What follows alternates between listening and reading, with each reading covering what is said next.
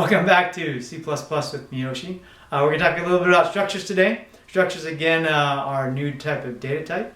And it's actually a way to define a data type. So here's a kind of a quick question for you. If you've ever had a function where you want to just return an integer, for instance, maybe you have a function that's pretty simple.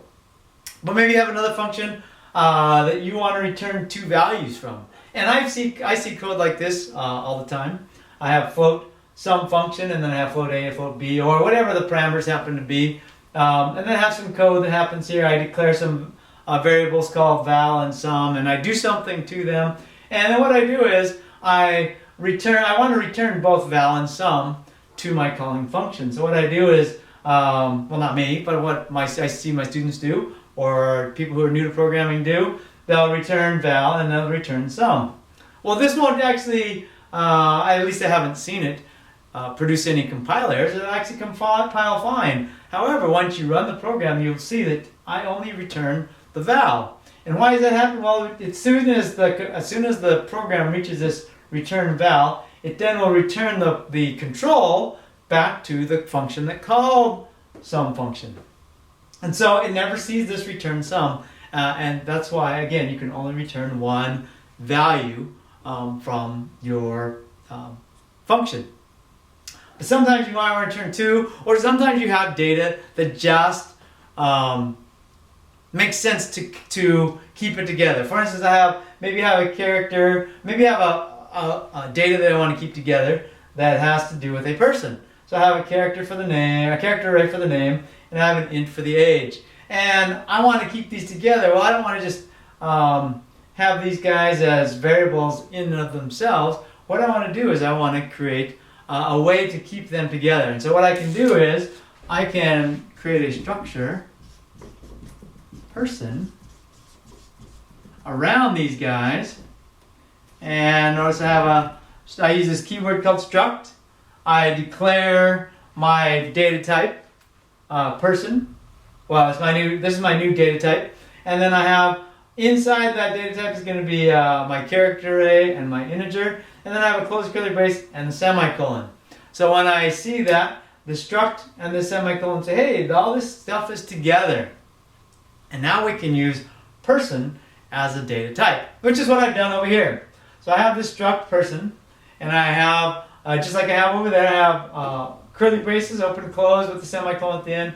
I have a character array for my name, and I have an int for the age. Now, anytime I want to use a person and make a person in my main, then I can just declare, or in any other function for that matter, I can declare my person p. And then in this case, to access the data in p, what I have to do is I'll do struct, string copy in this case, p.name, comma, Greg, for instance. And then this will put Greg into p.name. In other words, it takes my person, which is now a p, and that p is going to have a name, and it's going to be Greg. Then I do a p.age, and that's going to be send the value 10. And so now my person Greg has an age of 10, and that piece of data is stored together in my structure p. So that's a nice way to keep our data together, and that's the way you're going to use structures. Now, that's great. Maybe we come back to this thought about returning two values. Well, over here, I have another structure.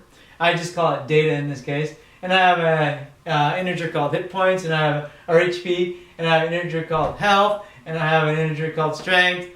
And then, of course, I have my curly braces and my semicolon to show that this data is all together, or the structure is all together. Then here I have a function that I declared, and I'm going to return data. So in this case, I'm actually returning 3 pieces of information, whereas over here I can only return 1 because it's just a single float. Here I can actually return all 3 values. Now, in this case, they're all kind of related to some way, I would assume. So that's a good thing. And all I did was I just made another data, and it's called out. I have a data in, this coming in. And I'm just going to change my out based on the in, and then return the out when I'm done. So all it's doing is multiplying by the hit points by 2, multiplying the strength by 3, and multiplying the health by 2. and then it's just returning that guy back to the calling function. And then down here I have, I have a D1, data D1. I do something to that D1 here in these little dots, and then I declare a data D2, and then it's gonna do something to that. It's gonna send it to the function fnm, and then it's gonna do that, and it's gonna put that value right back into D2. Now you can do that same kind of thing over here with the structure for person, but it's a little bit more complicated because I have this character array in there, but you can do that with other data types and do some fun stuff. So, structures, that's a new type of data, and all you have to do is use the struct keyword, give it some data type that you want it to be, and then enclose whatever data type or whatever data you have in there inside a couple curly braces and a semicolon.